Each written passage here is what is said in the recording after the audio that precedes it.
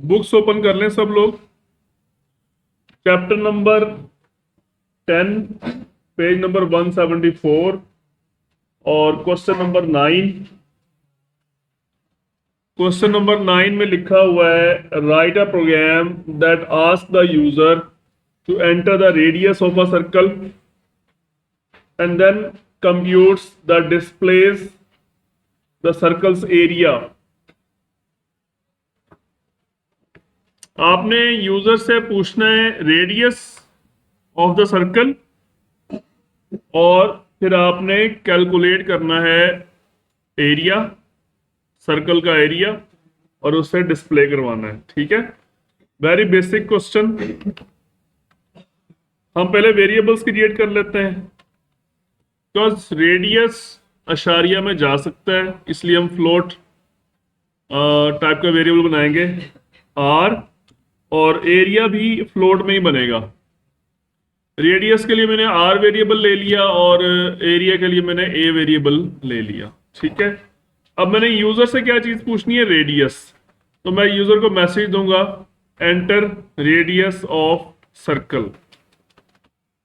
User से जो input लेना है वो हमने स्कैनएफ में लेना है। तो ये हमारा इनपुट कंप्लीट हो गया और उसके बाद हमने एरिया कैलकुलेट करना है। तो हम फार्मूला लगाएंगे, एरिया यानी कि A is equal to pi r square, ये इसका फार्मूला होता है। तो पाई की जगह पे आप ये वैल्यू लिख दें 3.14, बिकॉज पाई की वैल्यू तो कांस्टेंट है, वो चेंज नहीं होती। मल्टीप्लाई के लिए हम स्टार के सिंबल डालेंगे, शिफ्ट+8 दबा दें, या न्यूमेरिक की पैड में भी होता है। उसके बाद आर स्क्वायर, आर स्क्वायर को हम 2 टाइम्स इस तरह से मल्टीप्लाई कर दें तो ये आर स्क्वायर बन जाएगा। ओके, उसके बाद हम इसको डिस्प्ले कर देते हैं, एरिया इज इक्वल टू आगे %f,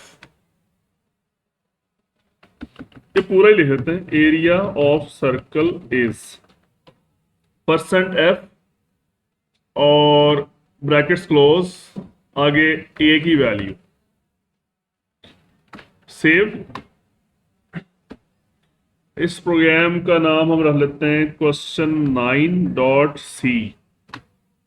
तो रन करते हैं, कंपाइल भी हो जाएगा।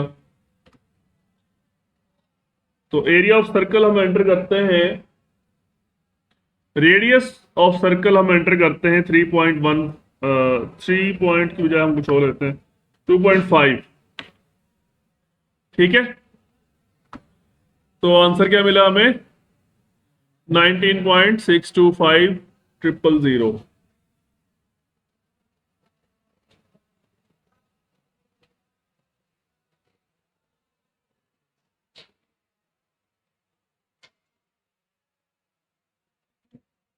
ठीक है, समझ आई इसकी। ये क्वेश्चन हो गया, इसमें हम थोड़ी सी चेंजेस भी करते हैं। ये जो 3.14 है ना, इसका बजाय डायरेक्ट ये वैल्यू लिखने के हम इसका कांस्टेंट बनाएंगे। क्या बनाएंगे, कैसे बनाते हैं आप, इसके लिए हैश इंक्लूड के नीचे जाएं और यहां पे लिखें हैश डिफाइन, और आगे कांस्टेंट का नाम जो भी आप देना चाहें। फॉर एग्जांपल मैंने दे दिया पी, या आप जो भी नाम देना चाहें, पी आई दे दें, ऐसे लिख दें, जैसे भी आप मुनासिब, एक्स लिख दें। ठीक है, मैंने पी आई लिख दिया, आगे उसकी वैल्यू 3.14। ठीक है, अब जहां जहां पे मुझे पाई की वैल्यू की जरूरत है, मैं वहां पे सिर्फ इस कांस्टेंट का नाम लिखूंगा पी आई, तो उसकी वैल्यू वहां से आ जाएगी। समझ आ गई।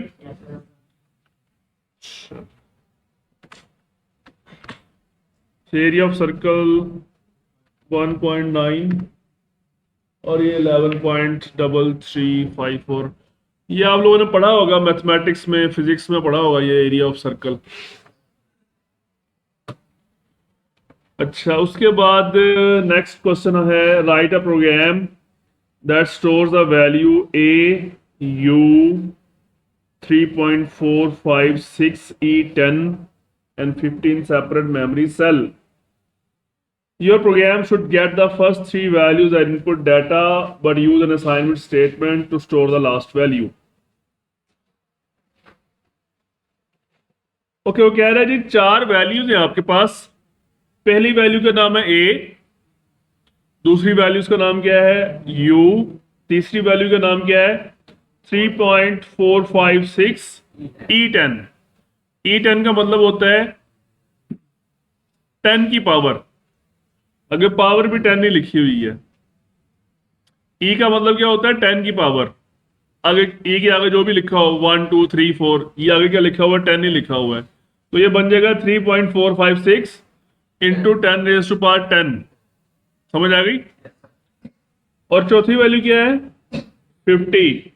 तो कह रहे जी आपने इसको मेमोरी सेल्स के अंदर स्टोर करना है, तो मेमोरी तक डायरेक्ट एक्सेस तो नहीं है आपकी। मेमोरी में जो आपने डाटा स्टोर करना है वो वेरिएबल के थ्रू ही करना है, ठीक है। कह रहे जी your program should get the first three values as input data.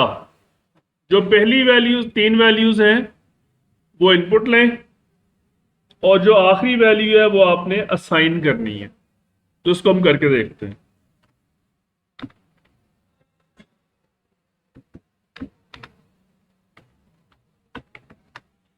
ये मैंने इसको सेव एज कर लिया।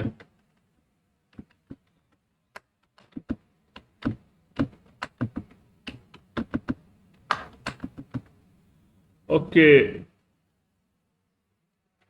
मैं यहां पे चार वेरिएबल्स बनाने पड़ेंगे।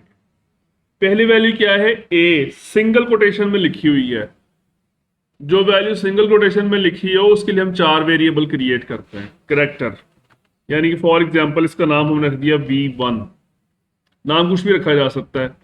दूसरी वैल्यू क्या है U, ये भी आपकी सिंगल कोटेशंस के अंदर है, तो इसके लिए भी चार वेरिएबल ही बनेगा। इसके लिए हम V2 वेरिएबल ले लेते हैं। उसके बाद तीसरा variable 3.456 into E raise to power 10, 10 raise to power 10। इसके लिए हम फ्लोट वेरिएबल लेंगे, ठीक है। बिकॉज फ्लोट में आप 10 की पावर 38 तक वैल्यू रख सकते हैं। 10 की पावर 38, तो यहां पे कितनी वैल्यू रखनी है 10, तो ये उसकी रेंज में आ रही है। अगर 10 की पावर 38 से ज्यादा होती है तो फिर हम डबल डाटा टाइप लेते हैं। इस वेरिएबल का नाम हमने V3 रख लिया। फिर आखिरी वैल्यू है 50, ये इंटीजर वैल्यू है, इसके लिए हम इंट वेरिएबल लेंगे। चार वेरिएबल्स बना लिए हमने, समझ आ गई कैसे बनाए। अब हमने इसको जो फर्स्ट थ्री वैल्यूज हैं उसको इनपुट लेना है। तो हम लिखते हैं printf enter first value scanf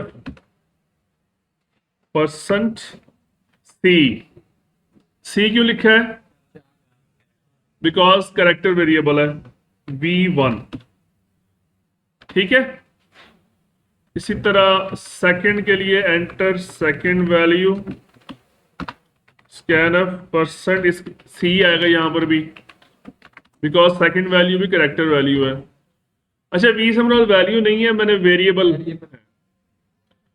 अच्छा, उसके बाद enter third value. Third value जो है वो फ्लोट टाइप की है, तो उसके लिए हम लेंगे percent F address of V3।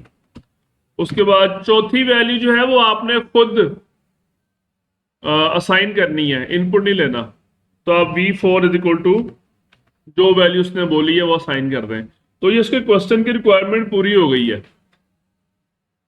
अब हम अपनी चेकिंग के लिए कि क्या इनके अंदर वो वैल्यूज गई हैं, हम उसको एक दफा फिर प्रिंट करवा के देखते हैं, ठीक है। हम लिखते हैं V1 is equal to percent सी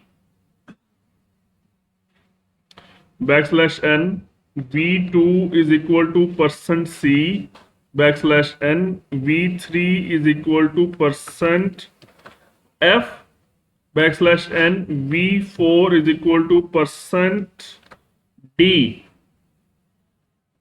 एक ही लाइन में चारों variables V1, V2, V3, V4, एक ही लाइन में चारों वेरिएबल्स की वैल्यूज प्रिंट हो जाएंगी।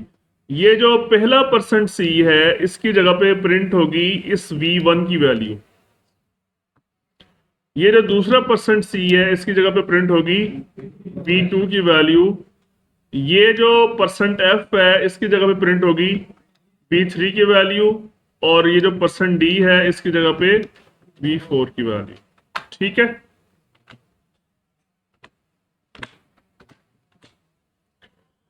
पहली वैल्यू हमने क्या देनी थी, a, ये लेनी हमने a एंटर कर दिया।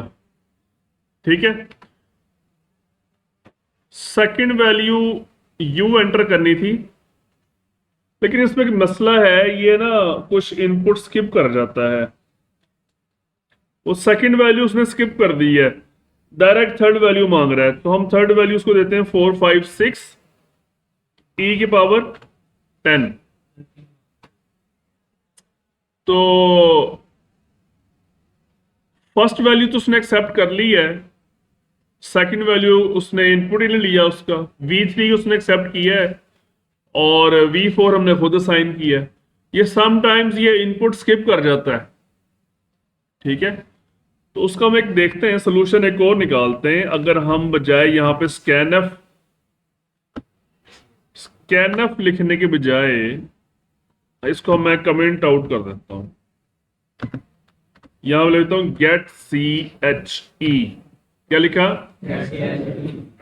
ब्रैकेट ओपनिंग क्लोजिंग ब्रैकेट, और यहां पे v2 इज, बिकॉज हमने करेक्टर इनपुट लेना है। करेक्टर, हम आपको याद होगा करेक्टर इनपुट लेने के लिए दो अलग से फंक्शंस भी हैं, गेट ch और गेट चे। तो ये मैंने उसको यूज किया। स्कैनफ यहाँ पे प्रॉब्लम क्रिएट कर रहा था तो मैंने गेट चे को यूज कर लिया। ठीक है, अब रन करके देखते हैं इसको। ए, अब देखिए इनपुट ले रहा है। सेकंड इनपुट देना था हमने u। अच्छा, मैंने सेकंड इनपुट एंटर किया, एंटर नहीं किया और डायरेक्टली थर्ड पे चला गया। और थर्ड इनपुट क्या देना था, 3.456 E10। अब देखें, ठीक है, तो ये आपका सेकंड प्रोग्राम हो गया। तो यहां पे ना \n लगा दीजिएगा, क्योंकि वो सेकंड इनपुट लेते हुए ना वो न्यू लाइन में नहीं जा रहा था। और यहां भी \n लगा। ओके, अब ये हमारा हो गया। अब हम चलते हैं next.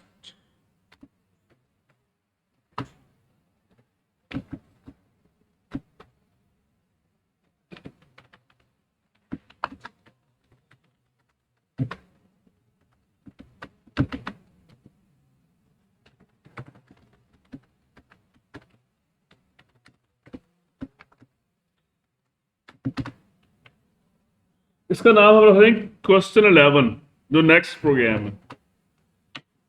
Right a program that converts the temperature in degrees Fahrenheit to degrees Celsius. For conversion use the formula. Formula भी दिया हुआ है उसने। ये टेम्परेचर की दो यूनिट्स होती हैं, एक होती है फ़ारेनहाइट और एक होती है सेंटीग्रेड। मेरा अटेंडेंस लगाना शुरू करें एक पेज पे ना। टेम्परेचर की कितनी यूनिट्स होती हैं, कौन कौन सी, फ़ारेनहाइट और सेंटीग्रेड। जब आप सेंटीग्रेड की वैल्यू थोड़ी सी कम होती है, फ़ारेनहाइट की ज्यादा होती है। टेम्परेचर जो होता है ना एक नॉर्मल बॉडी का, ह्यूमन बॉडी का, वो 97 फ़ारेनहाइट होता है। और वो सेंटीग्रेड में मेजर करें तो आई थिंक 36 सेंटीग्रेड होता है मेरे ख्याल में। सेम टेम्परेचर, यूनिट्स डिफरेंट है लेकिन टेम्परेचर सेम होता है। लेकिन उसको मेजर करने के दो तरीके हैं। ये बात समझ आ गई है। अब हम इसको प्रोग्राम बनाएंगे। वो कह रहा है जी कि आपने फ़ारेनहाइट को कन्वर्ट करना है सेंटीग्रेड में। समझ आ गई। तो हम दो वेरिएबल्स बनाएंगे। कौन से टाइप के होंगे, फ्लोट। फ़ारेनहाइट के लिए f रख लेते हैं, सेंटीग्रेड के लिए c रख लेते हैं। ठीक है, फ्लोट इसलिए लिया है क्योंकि इसमें डेसिमल पॉइंट वाली वैल्यू आ सकती है। तो हमने इनपुट किसको लेना है, फॉरेनहाइट को। Enter Fahrenheit value, scanf %f, और वेरिएबल का नाम भी f ही है। इनपुट कंप्लीट हो गया। अब फार्मूला लगाना है। फार्मूला नीचे गिवन है, आपने उसको कन्वर्ट करना है अकॉर्डिंग टू सी। फार्मूला लिखा हुआ है Celsius is equal to C is equal to 5/9। 5/9 को आप कैसे लिखेंगे, यहां पे 5/9। अब ये फार्मूला लिखते हुए आपने थोड़ा सा ख्याल रखना है, जब आप इस तरीके से 5/9 लिखेंगे ना, तो इसका आंसर आएगा 0। 0 में से आना तो नहीं चाहिए। आप इसको डिवाइड करेंगे 0.4 समथिंग आएगा, लेकिन क्योंकि ये सी है, सी को आपको समझने की जरूरत है। सी को जब आप कोई ऑपरेशन परफॉर्म करना होता है तो उसके दोनों साइडें देखती है, फ्लोट है या इंट है। अब यहां पे दोनों इंट है, 5 भी इंट है, 9 भी इंट है, तो इसने आंसर भी इंट में देना है। आंसर जो एक्चुअल है वो 0.4 समथिंग है, लेकिन वो पॉइंट वाला हिस्सा काट के आपको सिर्फ 0 दे देगा। तो इस चीज से बचना है हमने ना। तो आप यहां पे या तो 5 के साथ 0 लगा दें, या 9 के साथ लगा दें, या दोनों के साथ लगा दें, तब आपका आंसर 0.4 पूरा एक्यूरेट आएगा। बात समझ आ गई है। उसके बाद लिखा है इनटू। अब इनटू को यहां पे कैसे लिखें, यहां पे इनटू को मल्टीप्लाई लिखेंगे, डायरेक्ट ब्रैकेट नहीं डालेंगे। उसके बाद फॉरेनहाइट ब्रैकेट्स में है। फॉरेनहाइट के लिए हम वेरिएबल बनाया हमने f, और इसको माइनस करना है 32।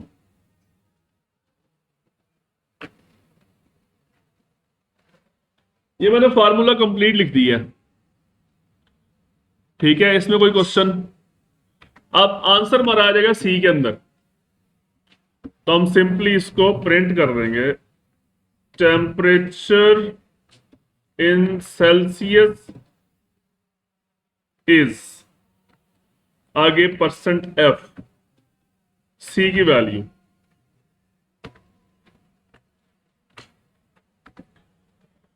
हाँ जी, कोनियों के स्पेलिंग गलत लिखे हुए हैं, वो हम सही कर लेते हैं। हाँ जी, मैंने क्या बताया, नॉर्मल ह्यूमन बॉडी का टेम्परेचर कितना होता है, 97 फॉरेनहाइट। तो आप 97 लिखें, देखते हैं ये सेंटीग्रेड में कितना बनता है। क्या बता रहा है, 36.11। तो ये हमारा ठीक है। ये आउटपुट इसका दोबारा एक दफा फिर देख लेते हैं। हम लिखते हैं 100 फॉरेनहाइट। 100 भी हो ना आपको टेम्परेचर फॉरेनहाइट में, ये आप थर्मामीटर जो होता है ना डॉक्टर्स के पास, वो टेम्परेचर फॉरेनहाइट में नाप रहे होते हैं। अगर 100 में हो तो आपको बुखार होता है, तो वो सेल्सियस में इतना होता है, 37.7 समथिंग। ठीक है, समझ आ गई है।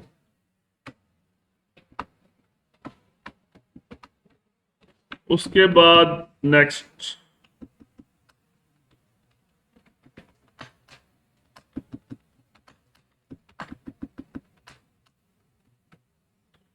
इसका नाम क्या रखेंगे, क्वेश्चन 12.c।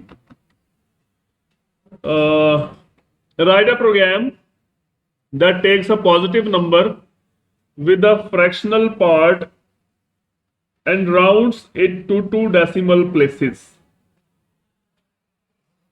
एक पॉजिटिव नंबर इनपुट लेना है जिसके साथ फ्रैक्शन भी लगी हो, यानी कि अशारिये के बाद वाला भी कुछ हिस्सा हो। फ्रैक्शन कहते हैं अशारिये के बाद वाला हिस्सा। फॉर एग्जाम्पल, उसने आपको नंबर क्या दिया, 25.4851। इनपुट क्या हुआ, 25.4851, वुड राउंड टू 25.49। ठीक है, उसको राउंड करेगा। तो इसका तरीका देखें कैसे होगा। ये एक नंबर लेना है हमने, फॉर एग्जाम्पल n। वेरिएबल का नाम हमने क्या रखा, n। फ्लोट में लेंगे, हम कहते हैं enter a positive number. User से कहा enter a positive number. User से इनपुट लिया %f और एड्रेस ऑफ n वेरिएबल है ना। तो राउंड करने का तरीका बहुत सिंपल है, ये हमने पढ़ा हुआ है।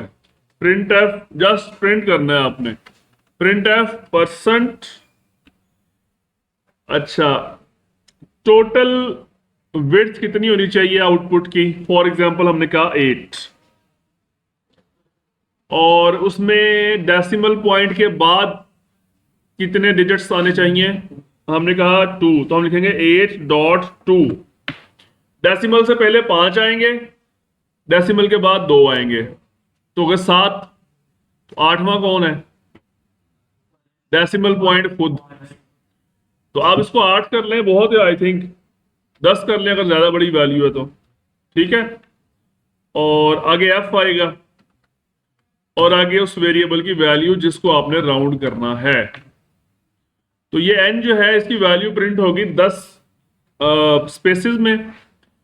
अशारिया से पहले 7 डिजिट्स अलाउ हैं और अशारिया के बाद 2 डिजिट्स अलाउ, ठीक है। तो ये हमने राउंड कर दिया उसको, रन कह रहे हैं। एंटर पॉजिटिव नंबर हम करते नहीं, 25.4851। तो क्या आंसर मिला, ये शुरू में कुछ स्पेसिस आ रहे हैं, किस वजह से आ रहे हैं, शाबाश, ये जो हमने 10 कॉलम्स की विड्थ सेट की थी ना उस वजह से आ रहा है, ये मैंने समझाया था पूरी डिटेल से, ठीक है। चैप्टर नंबर 10 के प्रैक्टिकल्स कंप्लीट हो गए, हम 11 पे चलते हैं अब।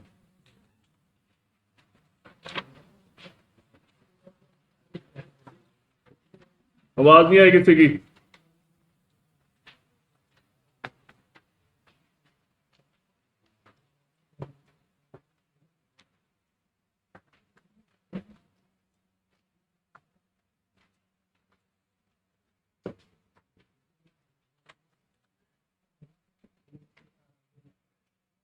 हाँ जी, ये है पेज नंबर 191 और question number 8। 191 page number, question number 8, और प्रोग्राम लिखा हुआ है राइट एन इंटरेक्टिव प्रोग्राम। अच्छा, ये इंटरेक्टिव प्रोग्राम का मतलब क्या होता है? इंटरेक्टिव का मतलब ये होता है कि यूजर से जहां पे इनपुट लिया जाए उसे इंटरेक्टिव कहते हैं। अभी तक हमने जो 4 प्रोग्राम्स बनाए थे वो सारे इंटरेक्टिव ही थे, ठीक है। यूजर से इनपुट लिया जाए, उसका आउटपुट दिया जाए, ये सारा इंटरेक्टिव है। That contains an if statement, उसके अंदर क्या होगा, एक इफ स्टेटमेंट होगी। That may be use to compute the area of a square और अ ट्राइंगल, जो इस्तेमाल की जाएगी या तो स्क्वायर का एरिया निकालने के लिए या फिर ट्राइंगल का एरिया निकालने के लिए। स्क्वायर क्या होता है, स्क्वायर, और ट्राइंगल क्या होती है, 3 एंगल्स वाली। After prompting the user to type the first character of the figure name, user से पहले पूछा जाएगा कि आपने किस फिगर का एरिया कैलकुलेट करना है, स्क्वायर का या ट्राइंगल का। यूजर उसका पहला लेटर टाइप करेगा, एस या टी। एस का मतलब क्या है और टी का मतलब, तो फिर हम आगे अपना सिलसिला चलाएंगे, यानी शुरू करेंगे प्रोग्राम। पहले पूछेंगे आपने किस फिगर का एरिया लेना है, स्क्वायर का या ट्राइंगल का। जब वो बता देगा फिर हम आगे चलेंगे, और अगर उसने स्क्वायर का बोला होगा तो स्क्वायर का एरिया निकालेंगे, अदरवाइज अदरवाइज ट्राइंगल का। इंटरेस्टिंग प्रोग्राम है। ओके, इसको हम सेव करते हैं फाइल को पहले। ये अब क्वेश्चन 8 है लेकिन चैप्टर 11 का है, तो हम चैप्टर 11 क्वेश्चन 8 लिखते हैं, ठीक है।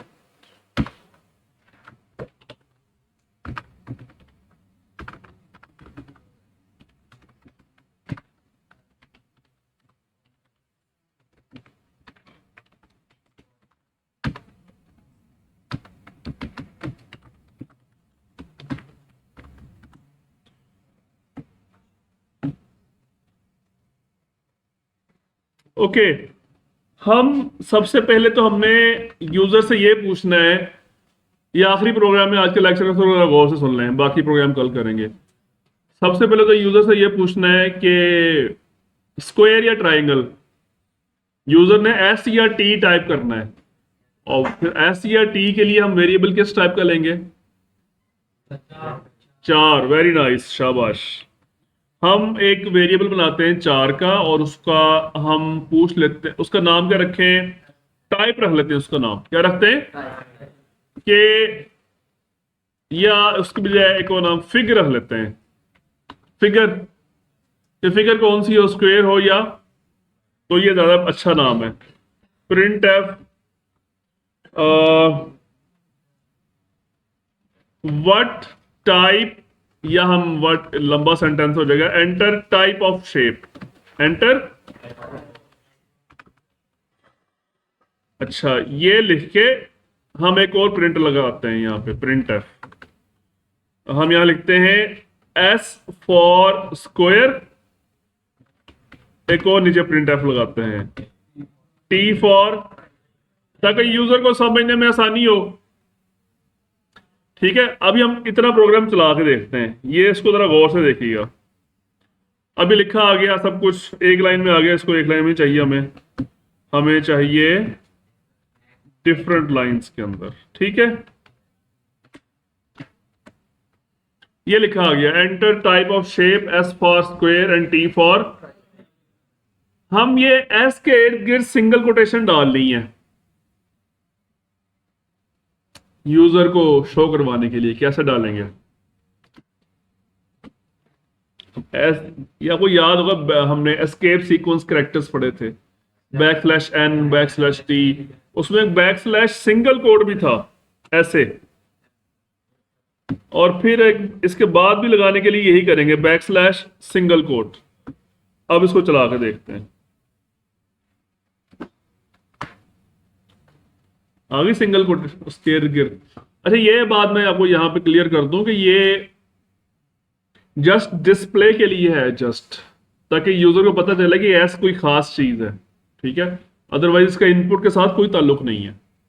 ठीक है, इसी तरह इसको भी कर दें।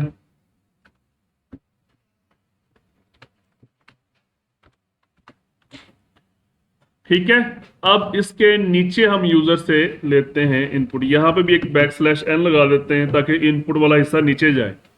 स्कैन एफ परसेंट, बल्कि गेट सी एच में लेते हैं ताकि यूजर को एंटर ना करना पड़े।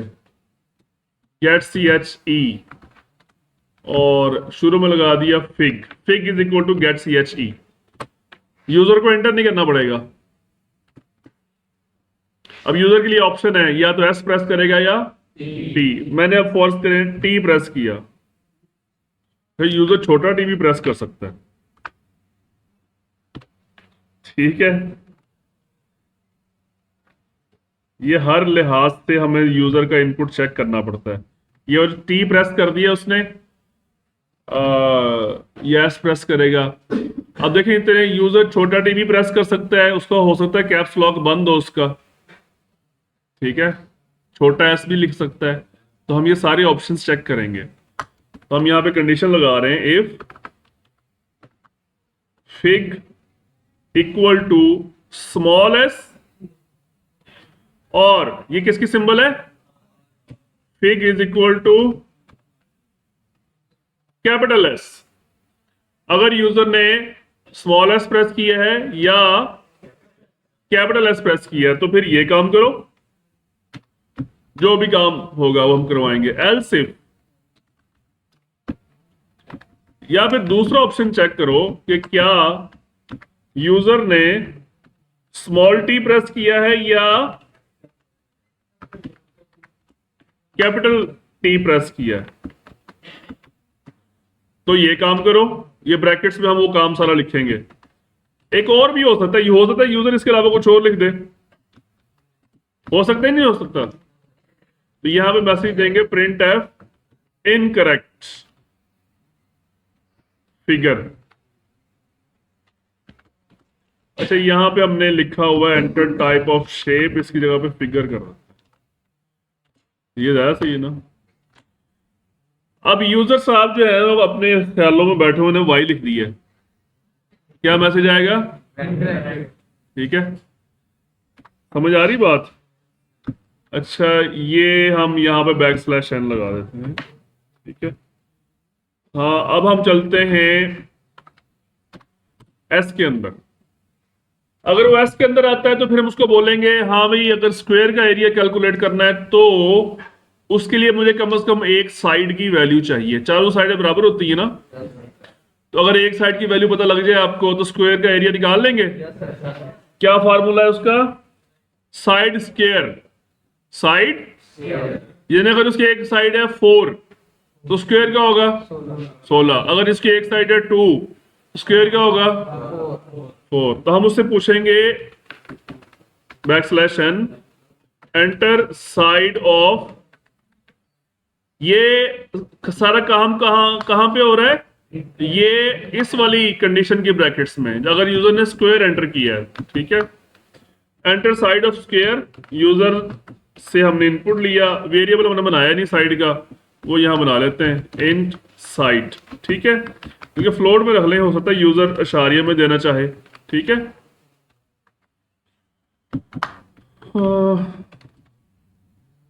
साइड, और अब इसका निकालना है एरिया। एरिया का वेरिएबल नहीं बनाया हमने, वो भी ले लेते हैं, ये आ गया एरिया का वेरिएबल।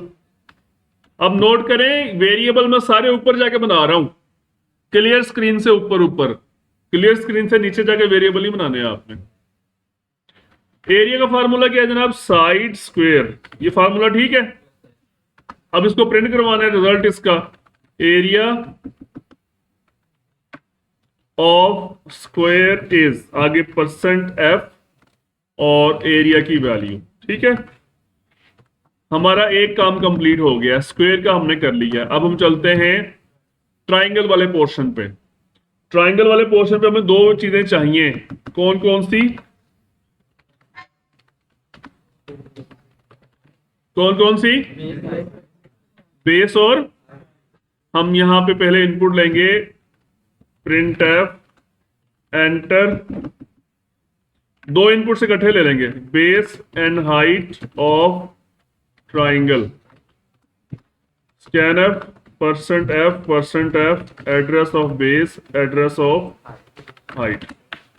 दो इनपुट इकट्ठे हो गए, दिस इज पॉसिबल, ठीक है। अच्छा, अब इसका एरिया कैसे निकालेंगे? Area is equal to, formula क्या है? 1/2, 1/2 को हम 0.5 लिख सकते हैं, multiply by base multiply by height. अब यहां पे एरिया डिस्प्ले करवा देंगे, area of triangle is %f area. चले जी, प्रोग्राम कंप्लीट हो गया हमारा। हाँ जी, बताएं जी आप।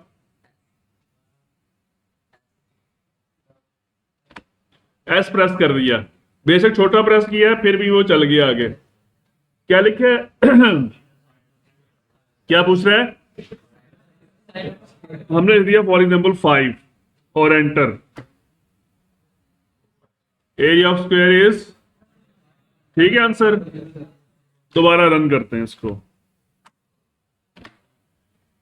अब हम टी लिखते हैं, वो कह रहा है बेस और हाइट ट्राइंगल की। देखिए प्रोग्राम पूरा ही चेंज हो गया, पिछले प्रोग्राम में वो स्क्वायर पूछ रहा था, अब क्या पूछ रहा है? तो ये इफ कंडीशन का कमाल है ना। हमने बेस एंटर की 3 और हाइट एंटर की 4, तो क्या रिजल्ट आया? 6। फार्मूला क्या था?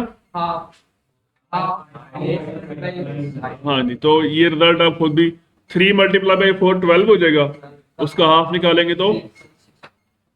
और अगर यूजर साहब किसी और ही ख्यालों में बैठे हुए हैं, कुछ और प्रेस कर देते हैं जी, तो क्या मैसेज आएगा? ठीक है, समझ आई? चलो ठीक है।